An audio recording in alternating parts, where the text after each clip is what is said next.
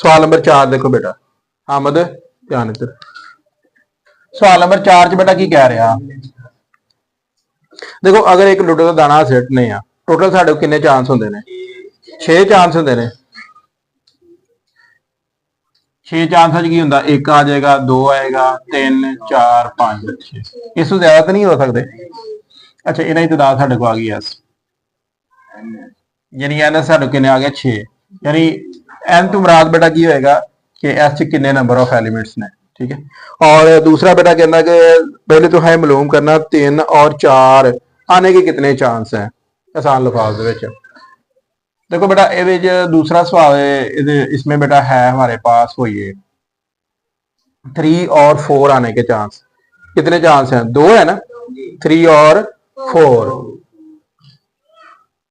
पहले बेटा आप लोगों ने ए लिखना है, फिर इसमें लिखना है नंबर ऑफ ए, 2 आ गए। अब बेटा हमने क्या मालूम करना है? इसकी प्रोबेबिलिटी। क्या मालूम करनी है? प्रोबेबिलिटी मतलब चांस, कितने इसके आने के चांस हैं। तो हम लिखेंगे पी ए बराबर है एन ए बटा एन एस। अब बेटा हम क्या लिखेंगे? इसकी जगह इसकी वैल्यू लिखेंगे जो हमारे पास क्या आएगी 2 बटा 6, और डिवाइड करने के बाद हमारे पास क्या आएगा 1 बटा 3। ये बेटा हमारे पास इसकी आ गई प्रोबेबिलिटी, ठीक है। अब इसमें हमने एक और चीज मालूम करनी है, वो ये है कि अगर इसके ना आने के चांस कितने होंगे।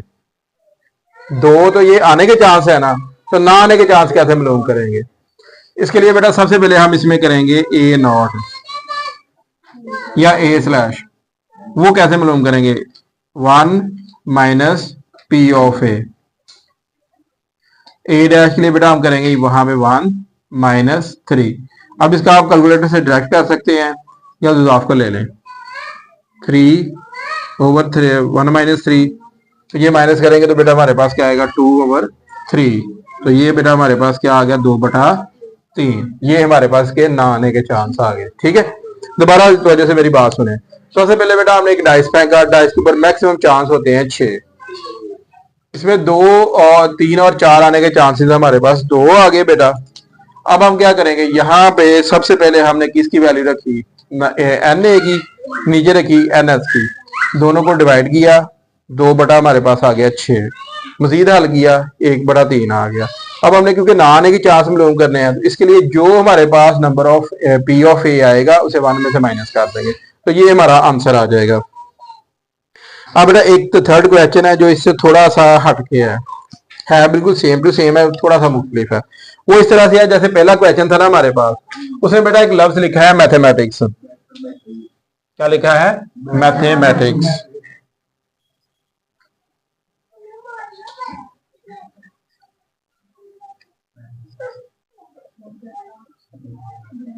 ठीक है, सबसे पहले बेटा उसी तरीके कार से हम इसमें मालूम करेंगे हमारे पास एन ऑफ एस कितने हैं, ठीक है। यानी टोटल जो हम नंबर डिस्कस कर रहे हैं वो है कितने, तो इसके लिए हम काउंट करेंगे 1 2 3 4 5 6 7 8 9 10 11।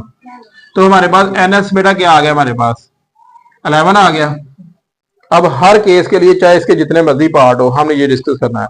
दूसरा बेटा उसने कहा कि हरूफ इल्लत, इल्लत क्या होते हैं? मतलब जो मैंने पहले आपको बताया था वावल हरूफ, बेटा वो हमारे पास कितने होते हैं? ए ई आई ओ यू। तो बेटा ये हमारे पास होते हैं 5, और इस वाले केस में हमारे पास कितने वावल हरूफ है?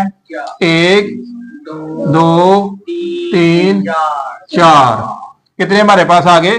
4। तो इसका मतलब कि हमारे पास एन ए कितना आ गया? हमारे पास 4। कितना आ गया हमारे पास? 4। अब हमने इसकी प्रोबेबिलिटी निकालनी है, तो कैसे निकालेंगे? P of A, N of A और एस आ गया। अब बेटा हम क्या करेंगे? यहाँ पे इसकी वैल्यू रखेंगे। ये बेटा हमारे पास 4 आ गया, और नीचे हमारे पास क्या आएगा? 11 आएगा। तो बेटा ये हमारे इसका आंसर आ गया हमारे पहले जूस का। अब दूसरे में देखें, अब बेटा एन एस तो चेंज नहीं होगा क्योंकि ये वही क्वेश्चन है। टोटल नंबर ऑफ प्रोबेबिलिटी जितने भी हमारे पास चांस है वो 11 ही रहेंगे। हाँ, अब इसमें देखेंगे सही इदाद। बेटा देखिए एक बंदा मुसलमान नहीं, तो मतलब वो क्या है? गैर मुस्लिम है। गैर मुस्लिम है ना। अगर एक महफिल में हम देखते हैं 100 बंदा है, 100 में से 40 हमारे पास मुसलमान है, हैं, तो जो 60 है जो गैर मुस्लिम है। समझ आ गई ना बेटा? तो बेटा अब हम इस लिहाज से हम इसमें करेंगे सवाल में। अब कहता है रूफे सही। रूफे सही से मुराद बेटा जो हमारे पास टोटल नंबर है उनमें से हमने क्या करना है, इसे माइनस कर देना है। तो हमारे पास बेटा 11 में से 4 माइनस करेंगे तो बाकी कितने रह जाएंगे, 7। तो बेटा ये हमारे पास 7 आ गया। अब हमने क्योंकि इसकी प्रोबेबिलिटी कैसे मालूम करने हैं, P of A is equal to N of A divided by N S. समझ आ गई बेटा सबको? अच्छा अब इसमें देखें, सबसे पहले बेटा हम एन ऑफ ए की वैल्यू रखेंगे जो कि हमारे पास क्या है 7, शाबाश, और नीचे क्या है 11 आ गया। तो ये बेटा हमारा दूसरा पार्ट इसमें हल हो गया। अब तीसरी कंडीशन की तरफ जाते हैं जिसमें कहा गया कि ई आने के कितने चांस है। सबसे पहले देखिए इसमें ई कितनी दफा आ रहा है, एक दफा आ रहा है। तो ई कितने आ रहे हैं, एक आ रहा है, मतलब हमारे पास नंबर ऑफ ए कितने आ रहे हैं, 1 आ रहा है। यहां सबसे पहले बेटा हम लिखेंगे एन ऑफ एस हमारे पास 11 रहेगा, और यहाँ पे चाहे आप इसे ई का नाम देते चले, एन ऑफ ई हमारे पास क्या है 1 है। अब हम क्या मालूम करेंगे, पी ऑफ ई जो कि बराबर होगा N of E divided by N of S. तो बेटा ये पी ऑफ ई जो होगा हमारे पास होगा 1/11। यहां तक क्लियर है सबको, समझ आ गई है? अब हम बेटा इसके 4 वाले पार्ट में जाते हैं। 4 वाले पार्ट में देखें सबसे पहले। अच्छा इसमें कहा गया कि हमारे पास हरूफ ए। आप इसमें देखें जरा, इसमें ए कितनी दफा आ रहे हैं, देखें जरा कितनी दफा आ रहे हैं, 2। मतलब इसमें देखें एन एस हमारे पास क्या होगा 11 ही होगा। एन ऑफ ए कितने होंगे, 2 होंगे। कितने हैं, 2। तो मतलब बेटा हमारे पास पी ऑफ ए क्या आएगा, यहाँ पे बराबर आएगा N of A divided by N of 11, sorry N of S. तो बेटा अब हम क्या करेंगे, इसकी जगह इसकी वैल्यूज रख देंगे। तो यहाँ पे क्या आएगा 2 और 11। तो बेटा ये हमारा सवाल हल हो गया। अब हम इसके 5वें क्वेश्चन की तरफ जाते हैं। इसमें कहा गया है कि बेटा एम ना आने के चांस कितने हैं। दूसरा इसमें जो 6 वाला पार्ट इसमें लिखा है टी ना आने के चांस। तो सबसे पहले बेटा हम इसमें एम आने के चांस देखेंगे। तो यहां सबसे पहले देखें बेटा हमारे पास एन ऑफ एस 11 है, एन ऑफ एम देखें कितने हैं, इसमें एम 2 है, कितने हैं, तो एन एम क्या आएगा हमारे पास 2 आ जाएगा।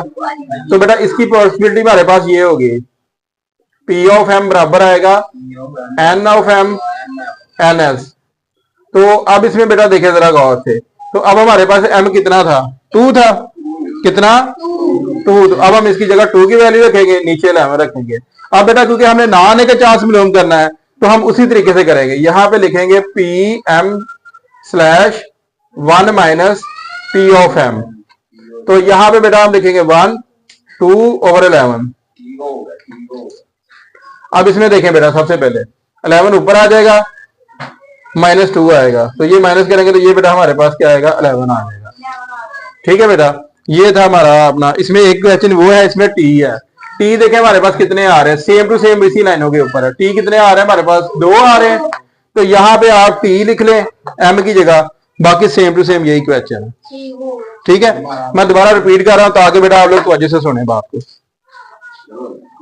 सबसे पहले बेटा हमने हमारे पास जो भी क्वेश्चन आ जाए ना, तो हमने जो सबसे अहम चीज होती है वो होता है सिंपल। सिंपल मतलब ये होता है कि हमने सैंपल में लेना है कि हमारे पास अपॉर्चुनिटीज कितनी है। ठीक है बेटा, सबसे पहले हमने नंबर लिखा मैथमेटिक्स। ठीक है, अब लफ्ज मैथ में हमारे पास देखिए सबसे पहले जो अहम चीज है वो देखिए, इसमें वावल रूफ कितने आ रहे हैं। इसमें वावल रूफ हमारे पास आ रहे हैं 4। ठीक है, अब हमने इसकी प्रोबेबिलिटी निकालनी है। जिसकी प्रोबेबिलिटी आ रही है इंतहाई आसान सवाल है। यहाँ पे बेटा एन ऑफ ए लिखे और नीचे एन ऑफ एस लिखे। इसके बाद बेटा आप एन ऑफ ए की कीमत 4 आ रही है, यहाँ पे 4 लिखे, नीचे 11 लिखे। अब बेटा उसने कहा है कि आपके पास वो तमाम नंबर बताएं जो वावल रूफ नहीं है। मतलब अगर हमारे पास 11 नंबर टोटल थे, 4 वावल है, तो मतलब 7 नंबर ऐसे हैं जो वावल नहीं है। तो बेटा हमने यहाँ पे लिखा एन ऑफ ए 7। अब प्रोबेबिलिटी का फार्मूला वही है, P of A N of A divided by N of S, यानी number of element in A number of element in S. तो नंबर ऑफ एलिमेंट ए कितने थे, 7 थे, 7 लिखा, नीचे 11 लिख दिया, हमारा ये पार्ट कंप्लीट हो गया। दूसरे पार्ट में देखें बेटा, उसने कहा ई आने के कितने चांस हैं। तो अब इसमें है ही एक, तो अब आने का चांस भी तो एक ही होगा ना। तो इसलिए बेटा एन ऑफ ई हमारे पास क्या आ गया, 1 आ गया। एन ऑफ एस हमारे पास 11 ही था। अब हमने किया पी पॉसिबिलिटी ऑफ, ऐसे कैसे मालूम करना है बेटा, जो भी हमारे पास नंबर आए उसे एन ऑफ ई ऊपर लिखा, नीचे एन ऑफ एस लिख दिया। अब बेटा हमने 1 की उसकी ऊपर वैल्यू रखी, नीचे हमने 11 लिख दिया। अब दूसरा बेटा हमारे पास उसने कहा कि आपने बताना है कि इसमें ए आने के कितने चांस हैं। तो अब ए इसमें है ही 2, कितने हैं 2, तो यहाँ पे बेटा हमने 2 लिख दिया और यहाँ पे एन ऑफ नंबर ऑफ इसके लिखे ए के, फिर हमने 11 से डिवाइड कर दिया। इसमें बेटा दूसरा क्वेश्चन ये था कि आप ये बताएं कि इस वाले सैंपल में यानी मैथमेटिक्स में 2 के कितने चांस हैं, यानी m बताएं कितनी दफा आ रहा है। तो m 2 दफा आ रहा था, यहाँ पे हमने लिखा नंबर ऑफ m यानी 2 लिख दिया। इसके बाद बेटा हमने क्या किया, प्रोबेबिलिटी ऑफ m मालूम करनी थी, हमने 2 लिखा, फिर हमें हमारे पास ये वो प्रोबेबिलिटी आ गई जो m आने की है। इस वाले केस में हमने बताना था कि अगर ना आए तो फिर क्या प्रोबेबिलिटी होगी। तो यहाँ पे हम क्या लिखेंगे 1 माइनस पी, तो जैसे हमने माइनस किया तो ये आ गया, ठीक है। इस तरह हम कहते हैं कि एक लड़के को ना पाकिस्तान मैच होता है ना, तो हम कहते हैं कि पाकिस्तान के ना 70% चांस है जीतने के, तो मतलब कितने फीसद चांस है हारने के, 30% हो गए। तो बेटा बिल्कुल सेम इन्हीं लाइनों के ऊपर हमने ये काम किया है कि यानी आपने वहां यहाँ से 1 से माइनस कर दिया, यानी जितने चांस हो गए बेटा, तो यहाँ पे हमारे पास जो मैक्सिमम चांस है वो 1 है। तो यहाँ से बेटा number of total chances divided by उस सैंपल के खास चांसेस जो चांसेस होंगे, ठीक है। अब ये सारे आप नोट करें।